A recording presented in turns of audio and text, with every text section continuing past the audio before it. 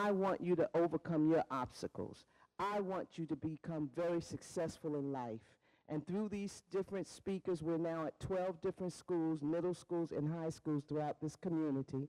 The goal is to be at every single school eventually, the Speakers Bureau, because I want you to be successful in life. I'm so happy to introduce this guest today.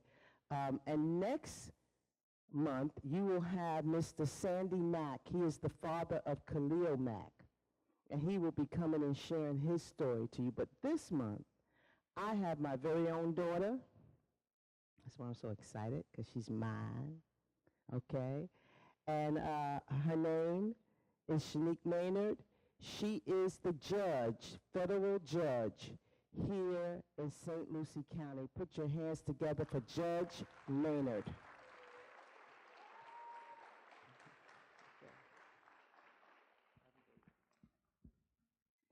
Good morning.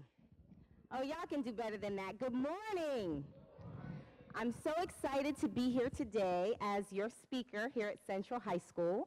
I'm excited first to be here with my mom, who does such an awesome job with the Speakers Bureau. So I wanted to tell you a little bit about my life story, and hopefully it will inspire you, and it will motivate you to know that you can accomplish anything you set your mind to. There's no limit to your life. There's no boundary to your life. You are able to envision what it is that you want and go after it. I know I've met probably several of you earlier in the school year. Ms. Johnson brought some of you to the federal courthouse, and we did a project there. Are any of you here that came to the federal courthouse? Okay, so I see a couple of you, very good. And then you also may know that we have an essay contest that we did for Black History Month, and we're having a ceremony at the courthouse this afternoon. So are any of you here that entered the essay contest? Oh, very good. Okay, I hope I see you all this afternoon. The first place prize is $250, so hopefully you all will, somebody here from Central will win. Okay. So I have my phone here because I want to make sure that I time myself and hit all of the points that I want to tell you about. Dr. Mills asked me to talk to you about my life story. So let me start out by talking to you about what my life is like now. In June of last year, I was appointed to be the first African-American federal female magistrate judge in the Southern District of Florida. My courthouse is on US 1 and Orange Avenue, and it's that big white building. And in that space, I have the honor of presiding over cases, federal cases. Some of them are criminal cases, some of them are civil cases. And I will tell you that it has always been my life stream to be a judge. I remember being in 3rd grade, and people would say, "What do you want to be?" And I would say, I want to be a judge. And I said that at a time in this community, because I grew up in Fort Pierce, I said that at a time in this community where it was very hard for people of color and women of color to break through boundaries and to see themselves and imagine themselves in positions of power. I wasn't born in Fort Pierce. I was actually born in Jersey City, New Jersey. And we moved here when I was 8 years old. At that time in New Jersey, I was in a school for gifted kids. It was a very diverse community. So I remember there being lots of African-American kids in my school, lots of Hispanic kids in my school, lots of white kids in my school. And it was for children that were excelling academically and who were designated as gifted. When we moved to Fort Pierce, which obviously is a city in the South, in Florida, which is in the South, my mom called the school district to say, "My child is gifted. I want to have her put in the gifted program." At that time, based on where we lived, and probably based on our color, for them to think of a young Black girl being gifted, they thought that meant disabled or mentally challenged. So they initially tried to assign me to a school for children who had mental disabilities. Once they realized that's not what she meant when she said her daughter was gifted, I was tested for the gifted program and was put into the gifted program. Now, I don't know what gifted looks like in St. Lucie County now, but back then there were only 3 students out of a program of 120 kids, 3 black students that were designated as gifted. So out of 120 children, there were only 3 minority students. And that was really the first time in my life that I recognized that there was something, or people thought there was something different, or there was something bad or negative about being a person of color. In New Jersey, I'd never experienced racism. I was only in 3rd grade. Kids see everybody the same.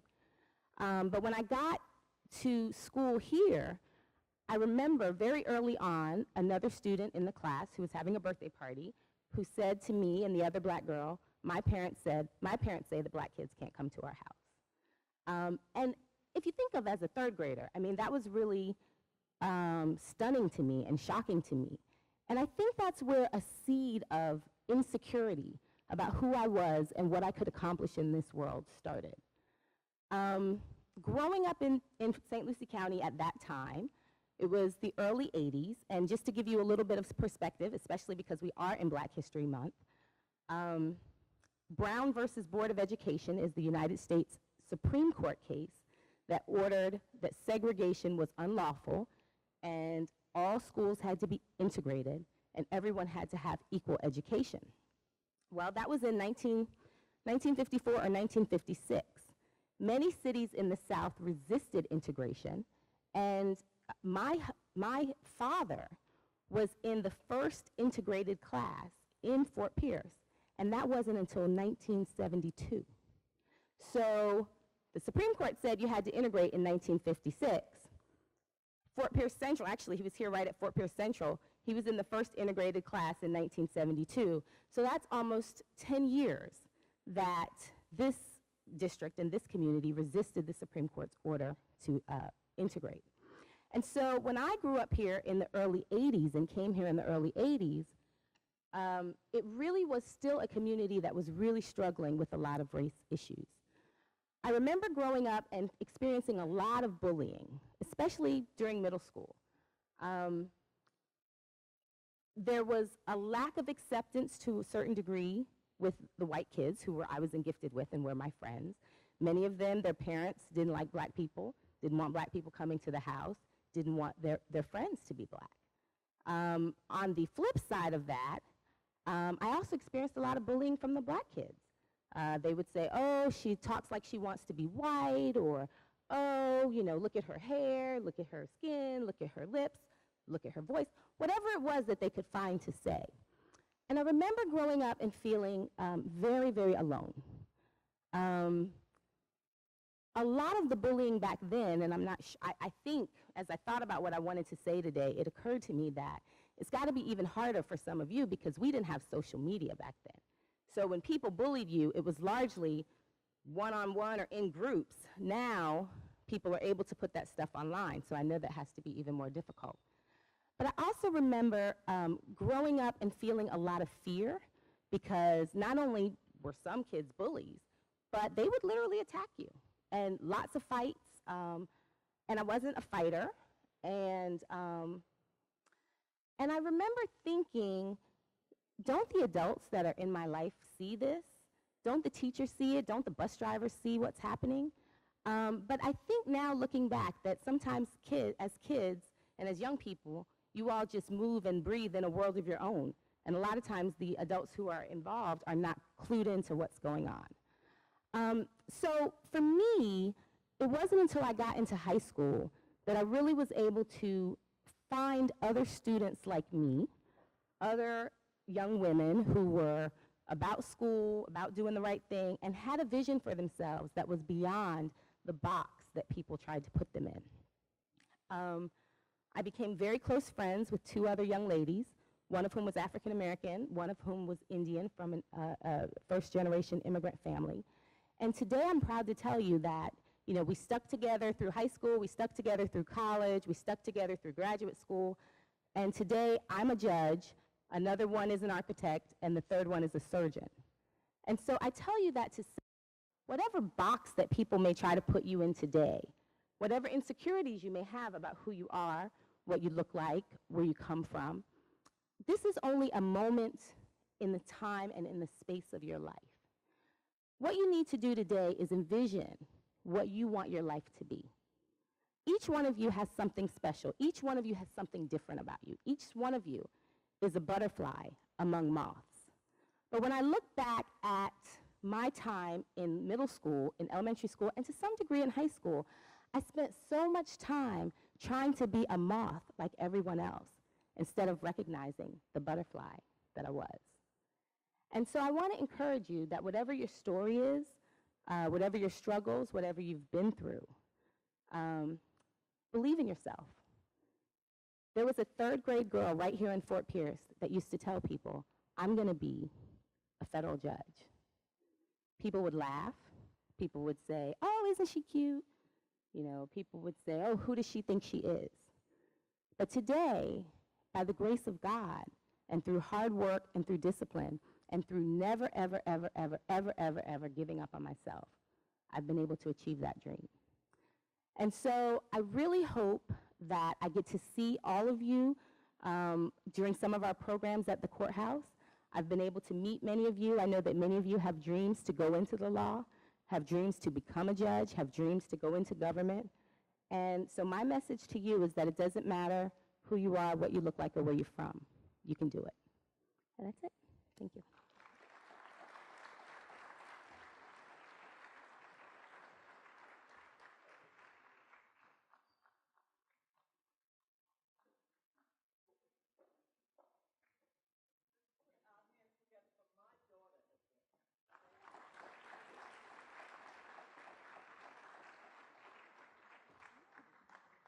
Okay.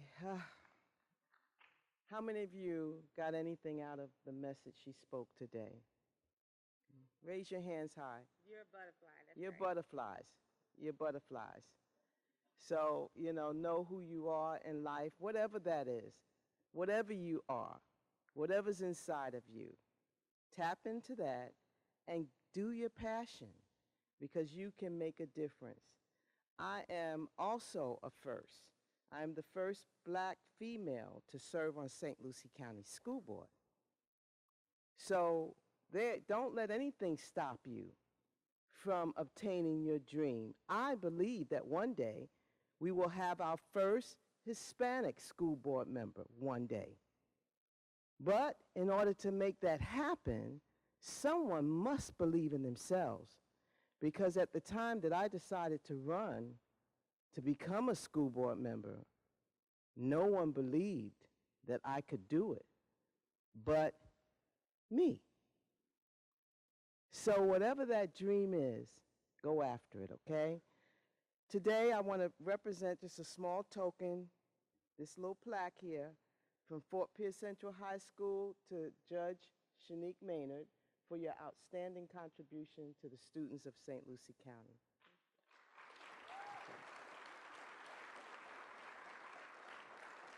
At this time, can we please have Mr. Smith come up?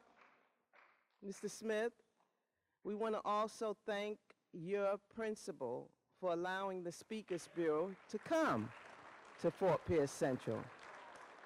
My son graduated last year. His name is Alton Mills. Maybe some of you might know him. He was able, because he was at this school, he was able to do the dual enrollment program and graduate with his AA degree. So, Mr. Smith, we thank you for your service. We thank you for what you do. I guess we'll be here 2 more times before this year is up. And this is the first year that we have been here at Fort Pierce Central. And thank you for the welcome that you have given the Speakers Bureau. I want to also thank your staff, your administrators, and everyone that's in contact with parents and students here at this school. It's because of your diligent work and the work of Fort Pierce Central staff that you are at the status you are here in this district. Thank you so much for your service. Can we brag on Alton for a second? Yeah. He's up in New York City, right? Yeah, no, well, now he's in California. Okay. Dr. Mills mentioned Alton, her son, but one thing I want to share is he started here at Fort Pierce Central High School as a shy young freshman, and then graduated as a confident adolescent that, sometimes we have to drag him in his senior year to come see us.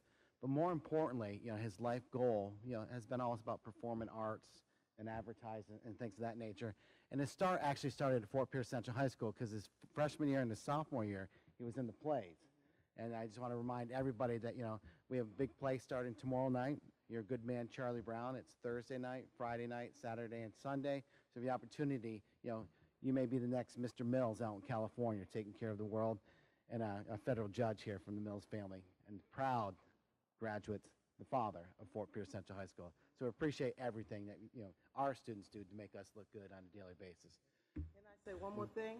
My husband also graduated from Fort Pierce Central.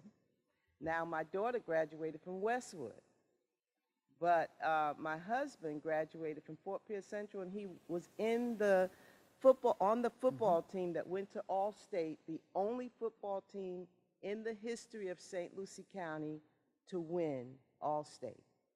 So, like I said, you all have your own. That's a wide variety of different people in this family.